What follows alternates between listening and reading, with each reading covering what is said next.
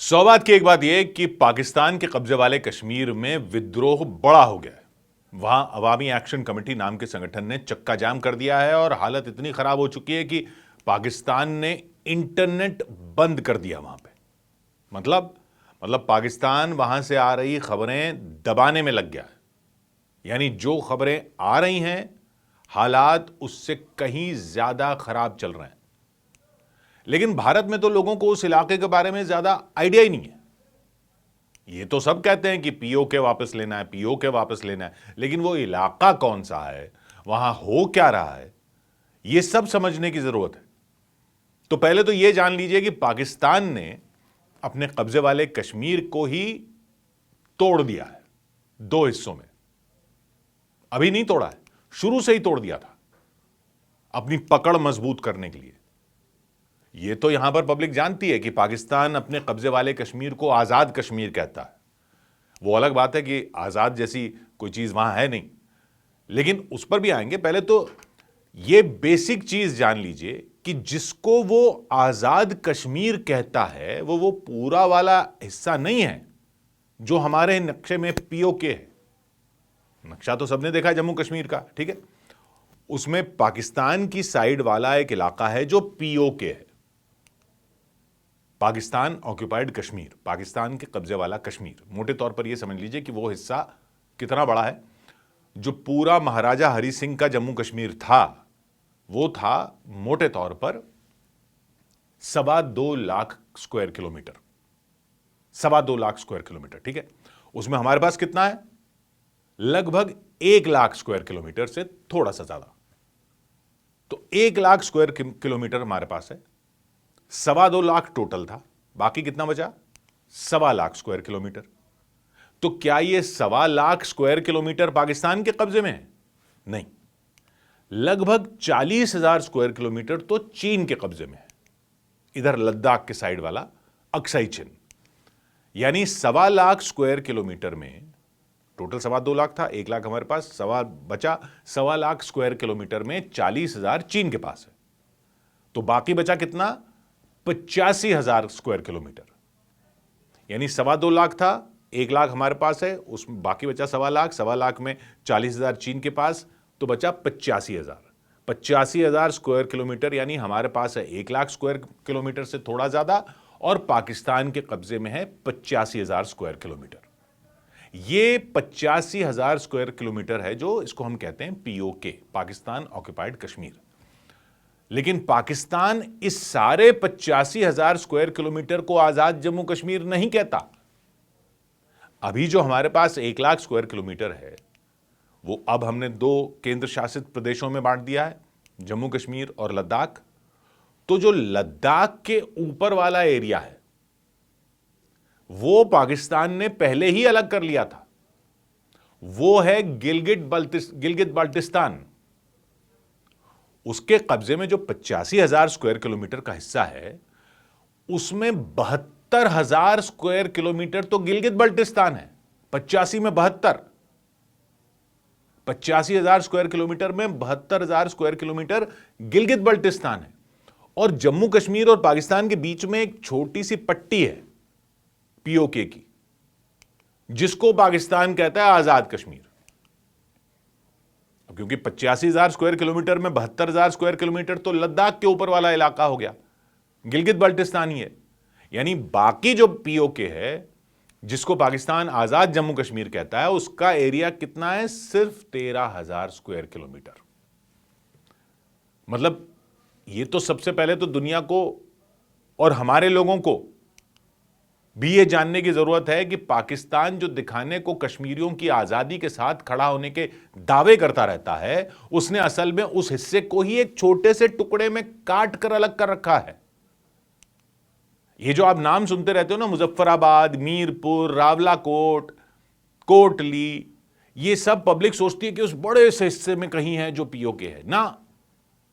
ये तो उस संकरी सी पट्टी में है, जम्मू कश्मीर के थोड़ा सा साइड में जो उधर पाकिस्तान के बीच में है। ऊपर तो पूरा गिलगित बाल्टिस्तान है, ऊपर तो सारा 72,000 स्क्वायर किलोमीटर का गिलगित बाल्टिस्तान है शुरू में ही। यानी 1949 में ही पाकिस्तान ने उसको यह कहकर अलग कर दिया था कि यहां के लोगों ने तो महाराजा के खिलाफ विद्रोह कर दिया था और ये पाकिस्तान के साथ आ गए थे, तो इनका कश्मीर से लेना देना ही नहीं है।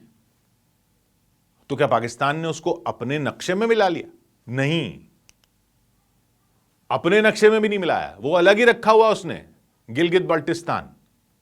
मतलब एक उसका अपना नक्शा है, फिर एक वो कहता है आजाद कश्मीर है, और एक है गिलगित बाल्टिस्तान। मतलब कहने को जो वो आजाद कश्मीर की सरकार चलाता है उससे अलग रखा हुआ उसने वो, लेकिन वो पाकिस्तान में भी नहीं है। बस पाकिस्तान की केंद्र सरकार जो है उसको डायरेक्ट कंट्रोल करती है। मतलब सीधा मतलब क्या हुआ? सीधा मतलब पाकिस्तान में यह है कि सेना कंट्रोल करती है। और उसने ऐसा क्यों कर रखा है? उसने ऐसा इसलिए कर रखा है क्योंकि था तो यह सारा महाराजा हरि सिंह की रियासत में, और वो दुनिया को यह कहानी सुनाता है कि पाकिस्तान की इस इलाके पर विवाद है, भारत से विवाद है, उसको विवाद है इस पूरे इलाके में, डिस्प्यूटेड टेरिटरी बोलता है वो इसको। तो दोनों बातें तो नहीं कर सकता ना, कि विवादित इलाका भी बताए, डिस्प्यूटेड टेरिटरी भी बताए और अपने नक्शे में भी जोड़ ले। इसलिए अपने नक्शे में नहीं जोड़ा, तो उसने इसको ऐसे ही अपने कंट्रोल में छोड़ रखा है, लेकिन कश्मीर से अलग कर दिया है। और इस इलाके में कश्मीरी रहते भी नहीं है, उस इलाके में कश्मीरी नहीं है लोग। यहां गिलगित के इलाके में जो लोग रहते हैं वो ज्यादातर शिना लोग हैं। जैसे लद्दाख के इलाके में भी कश्मीरी रहते हैं, लेकिन वो जम्मू कश्मीर में था, रियासत में महाराजा हरि सिंह की। तो गिलगित बल्टिस्तान में जो गिलगित का इलाका है वहां जो ज्यादातर लोग रहते हैं उनको शिना बोलते हैं, शिना लोग हैं वो। उनका रहन सहन मध्य एशिया के लोगों जैसा है, क्योंकि आगे वहां पहाड़ों के पार ताजिकिस्तान, अफगानिस्तान, वही सब एरिया है। और शिना लोगों में ज्यादातर शिया मुसलमान होते हैं। और जो बाल्टिस्तान है, ये तो हो गया गिलगित, बाल्टिस्तान के इलाके में ज्यादातर बाल्टी लोग रहते हैं, इसलिए वो बाल्टिस्तान है। उनका रहन सहन तिब्बत के लोगों जैसा है और शिनजियांग के लोगों जैसा है। शिनजियांग यानी चीन का जो शिनजियांग है, वो जो उस तिब्बत के पास वाला, वो भी ज्यादातर शिया होते हैं। और इधर कश्मीर वाले पीओके के इलाके में, जो आजाद कश्मीर जिसको वो कहता है, वहां सुन्नी रहते हैं। तो उसने जो इसको कश्मीर से अलग किया है, तो एक तो पाकिस्तान ने ये करके शिया सुन्नी इलाके भी अलग कर दिए। कश्मीर जिसको वो कह रहा है आजाद कश्मीर, वो सुन्नी वाला इलाका है और बाकी वो शिया मुसलमानों के इलाके हैं। लेकिन वो उतना अहम नहीं है शायद, लेकिन ज्यादा अहम यह है कि गिलगित बाल्टिस्तान का इलाका चीन के पास है, तो वहां अलग खेल कर रहा पाकिस्तान। सीपैक जानते हैं आप? CPEC, सीपैक यानी वो चाइना पाकिस्तान इकोनॉमिक कॉरिडोर, वो वहीं से तो निकल रहा है। और ये दोनों इलाके पाकिस्तान सरकार का एक मंत्रालय चलाता है, एक कश्मीर अफेयर्स का मंत्रालय बना रखा उसने। मतलब कहने को तो वहां लोकल सरकारें रखी हुई हैं, लेकिन वो सब पाकिस्तान सरकार की कठपुतलियां ही होती हैं, नियम ही ऐसे बना रखे। तो अब विद्रोह क्यों हो रहा है वहां पर, वो समझिए। वहां के कश्मीर वाले इलाके में, जिसको आजाद कश्मीर कहता है, वहां एक डैम बनाया पाकिस्तान ने, मंगला डैम। वो बिजली बनाता है 1300 मेगावाट। एक डैम बनाया गिलगित बाल्टिस्तान में, उसका नाम है डायमर भाषा डैम, वो है 4500 मेगावाट का। तो वहां की नदियों पर डैम बनाए हुए हैं, लेकिन इस पूरे इलाके में 20-20 घंटे रोज बिजली कटती है, यानी 4-5 घंटे बिजली आती है। बिजली चली जाती है वहां से, डैम से पाकिस्तान की ग्रिड में, यानी वहां से पूरे पाकिस्तान को बिजली जाती है, और वो इन्हीं इलाकों को बिजली नहीं देता जहां की नदियों से ये बिजली बना रहा है। पाकिस्तान की सरकार अपने उन प्रांतों को, वहां पे क्या नियम है कि जहां जिस प्रांत के संसाधन वो लेती है उस प्रांत को रॉयल्टी देती है। तो अपने उन प्रांतों को वो रॉयल्टी देती है पाकिस्तान सरकार, जिनके संसाधन वो इस्तेमाल करती है। लेकिन इन प्रांतों, ये तो प्रांत ही नहीं है उसके, यही कहानी कर रखी है उसने। इन इलाकों को पाकिस्तान कहता है ये तो हमारे प्रांत ही नहीं है, इनको कुछ नहीं देता, यानी उनकी बिजली भी ले लेता है, उसकी पेमेंट भी नहीं करता और उनको बिजली भी नहीं देता। फिर यहां सीपैक बना रहा पाकिस्तान, उसके लिए जमीनें ली जाती हैं, लेकिन लोग कहते हैं मुआवजा ही नहीं देती पाकिस्तान की सरकार। यहां पर यूरेनियम की खदानें बताई जाती हैं, कई कीमती पत्थरों की खदानें बताई जाती हैं, माइनिंग करती हैं पाकिस्तान की कंपनियां, और लोगों को कोई पैसा नहीं देते। पैसा तो छोड़ो, कहते हैं कि रोजगार भी नहीं देते। मजदूर भी पंजाबी लेकर आते हैं, ठेकेदार भी पंजाबी होते हैं। जंगल के जंगल काटे जा रहे हैं, जिससे बाढ़ आ रही है हर साल वहां पर, लेकिन वो सब लकड़ी भी पाकिस्तान की, उसकी कमाई भी, लकड़ी भी उसकी हो जाती है पाकिस्तान की, कमाई भी हो जाती है पाकिस्तान की, और ठेके भी पाकिस्तानियों को। जो आवाज उठाता है उसको आतंकी उठा के ले जाते हैं। आईएसआई ने जो इस इलाके में आतंकी कैंप बना रखे हैं, वो उसके डबल काम के आते हैं। एक तो यहां से भारत में घुसपैठ करने की कोशिश करते हैं, और यहां पर जो कैंप बना रखे हैं वो लोकल लोगों को भी पाकिस्तान के खिलाफ बोलने नहीं देते। यहां से पाकिस्तान अरबों करोड़ों रुपए कमाता है, लेकिन उसकी सरकार का बजट बढ़ जाता है उन प्रांतों में जो उसके नक्शे में है, यानी पंजाब, सिंध, खैबर पख्तूनख्वा और बलूचिस्तान। ये 4 प्रांतों में अपना बजट बांट देता है। पीओके को मिलते हैं ग्रांट के नाम पर चंद टुकड़े, जितना उससे संसाधन जिसका इस्तेमाल करता है उतना देता नहीं उसको। सड़कें नहीं बनाता, स्कूल नहीं बनाता, अस्पताल नहीं बनाता, पुल नहीं बनाता, कुछ नहीं बनाता, कोई रोजगार नहीं। कहने को जो उसका आजाद कश्मीर का इलाका है, वहां इलेक्शन होते हैं, सरकार बनती है, लेकिन आपने वीटो सुना है? यूएन में होता है वीटो। संयुक्त राष्ट्र में 5 देशों के पास वीटो की ताकत है, अमेरिका, रूस, ब्रिटेन, फ्रांस और चीन। कोई भी फैसला हो यूएन का, उसमें अगर सुरक्षा परिषद का, उनमें अगर कोई एक भी वीटो कर दे इन 5 में, तो फैसला रद्द हो जाता है।